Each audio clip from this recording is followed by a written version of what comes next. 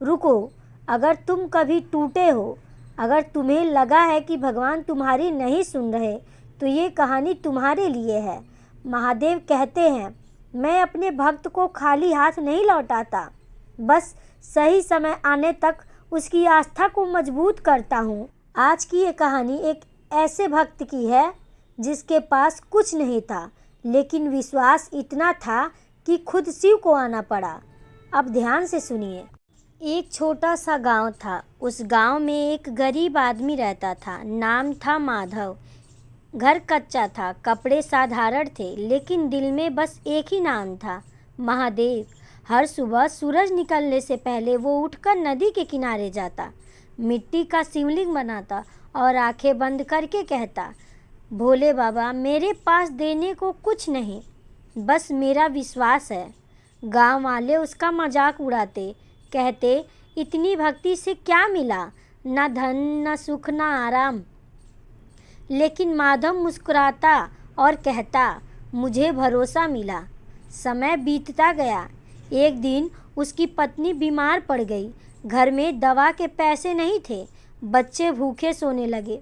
उस रात माधव पहली बार टूटा, शिवलिंग के सामने बैठकर रो पड़ा। बोला, बाबा, क्या मेरी भक्ति में कमी है? आंखों से आंसू बहते रहे, लेकिन अगले ही पल उसने अपने आंसू पोंछे और कहा, नहीं, अगर ये भी आपकी इच्छा है तो मुझे मंजूर है। अगली सुबह एक साधु उसके दरवाजे पर आया, कमज़ोर सा, थका हुआ। उसने कहा, भिक्षा दे दो। माधव के घर में बस एक ही रोटी बची थी, जो उसने बच्चों के लिए रखी थी। उसके मन में तूफान उठा। एक तरफ भूखे बच्चे, दूसरी तरफ दरवाजे पर खड़ा साधु। क्षण भर वो रुका, फिर उसने वो आखिरी रोटी उठाई और साधु को दे दी। पत्नी ने पूछा, अब बच्चों को क्या खिलाओगे? माधव बोला, जिसने आज तक संभाला है वही आगे संभालेगा।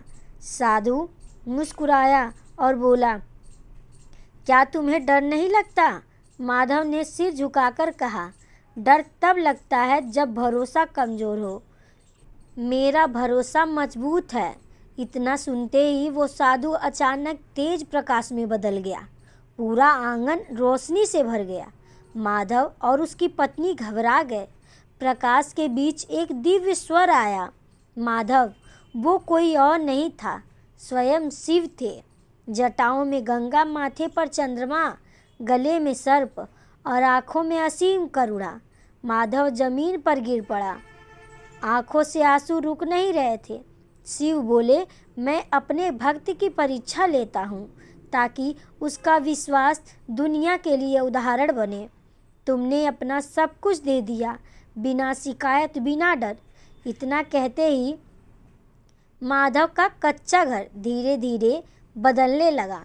बीमार पत्नी स्वस्थ हो गई। आंगन में अन्न के बोरे दिखाई देने लगे। लेकिन सबसे बड़ा चमत्कार धन नहीं था, सबसे बड़ा चमत्कार था उसके दिल में जो शांति उतरी। शिव ने कहा, सच्चा भक्त वही है जो कठिन समय में भी मेरा नाम नहीं छोड़ता। प्रकाश धीरे धीरे कम हुआ। शिव अंतर्ध्यान हो गए। माधव की आंखों में आंसू थे, लेकिन इस बार वो दुखी नहीं था। लेकिन इस बार वो दुख के नहीं, सुकून के थे। उसने आसमान की ओर देखा और कहा, अब समझ में आया बाबा, परीक्षा सजा नहीं होती, वो परीक्षा की ऊंचाई मापने का तरीका होती है। और उस दिन से गांव वाले उसका मजाक नहीं उड़ाते थे। वे कहते थे, भक्ति देखनी हो तो माधव जैसी। आप भी जीवन की कठिन परीक्षा से गुजर रहे हो तो याद रखो, शिव चुप हो सकते हैं, लेकिन अनुपस्थिति नहीं। देर हो सकती है पर अंधेर नहीं। एक बार सच्चे दिल से बोलो, हर हर महादेव।